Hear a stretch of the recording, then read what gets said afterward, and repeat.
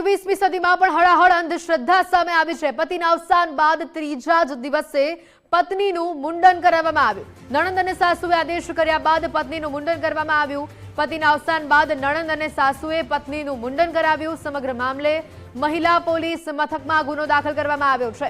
6 મહિના પહેલા પતિનું અવસાન થતા તેનું મુંડન કરાવવામાં આવ્યું હતું।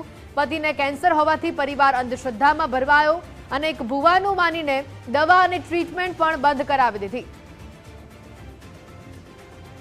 આજે 21મી સદીમાં જ્યારે આપણે એઆઈ ટેકનોલોજીની વાતો કરતા હોઈએ છીએ ત્યારે આવા સમયે પણ અમુક લોકો છે તે અંધશ્રદ્ધાના એવા કિસ્સાઓ સાથે જોડાયેલા હોય છે કે જેનેથી આજે પણ જે માનવ સમાજ છે તે સંસાર બનતો હોય। આવો જ એક કિસ્સો રાજકોટમાં સામે આવ્યો છે। આપણી સાથે સોનલબેન છે। બેન, શું આખી ઘટના બની હતી તે આખી વાત કરો।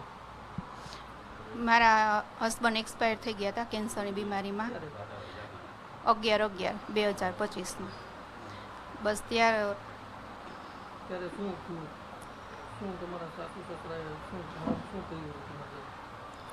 એને આપણે સુવારાની વિધિ હોય ત્રીજા દિવસે, ત્યારે મને બળજબરીપૂર્વક એમ કીધું કે તું અહીંયા બેસી જા ને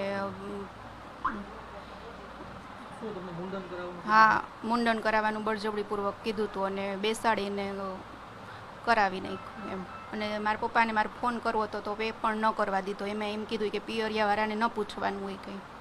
શું કારણ શું દીધું તમારે મુંડન કરાવવું પડશે? એની પાછળનું કારણ શું દીધું? કારણ કે એ કે તમારા પતિને કાંઈ પછી જે વિધિ આપણે કંઈ કરી તો એ કે એ પહોંચશે નહીં એમ।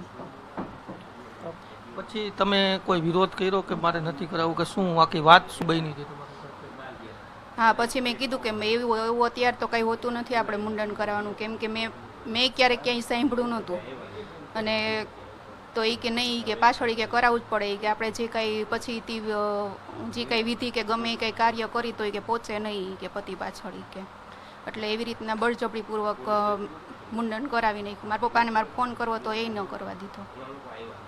પછી આની પહેલા કોઈ તમને કોઈ હેરાનગતિ કરવામાં આવતી કે તેઓ આ પ્રકારે અંધશ્રદ્ધામાં પહેલેથી જ માનતા હતા કે આવું પહેલી વાર બન્યું? એવું તો બહુ બધું માનતા, ભૂવામાં ને આમ જોડાવામાં ને એવું બધું બહુ, ને હું વિરોધ બહુ કરતી એનો। એટલે એ પછી પાછળથી મારી જાણ બહાર એવી રીતના ભૂવાને બધાને બહુ ઘરે બોલાવતા અને છેલ્લે મારા પતિની ટ્રીટમેન્ટ એ બંધ કરાવી દીધી હતી એના હિસાબે કે ભૂવા કે જોડાવશું ને તો એ કે સારું થઈ જાય। અને એવી રીતના એક જોવડાવ્યું હતું હોતન અને એ આવ્યા હતા હોતન ઘરે, ત્યારે હું બહુ ડરી ગઈ હતી। એમ કે ડમરું વગાડતા ને એવી રીતના કંઈક આવ્યા હતા। હું એને ઓળખતી નથી કોણ હતું એ, કેમ કે મને ક્યારેય કીધું જ નથી। તમને હેરાનગતિ થતી આના લીધે કે કઈ રીતના હેરાન કરતા તમને?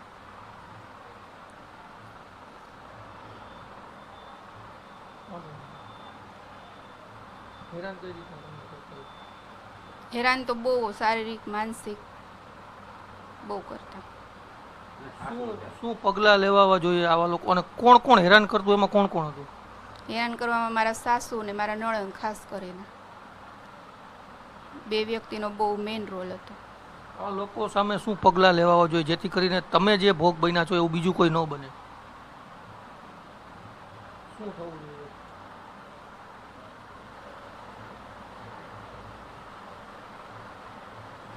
પોલીસે શું કાર્યવાહી કરવી જોઈએ?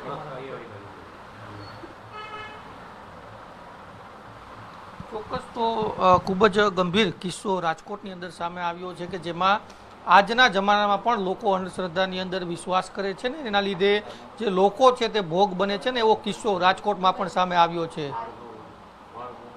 કેમેરા પર્સન દેવજી રંગાડિયા સાથે ગૌતમ બેડા, ગુજરાત ફર્સ્ટ।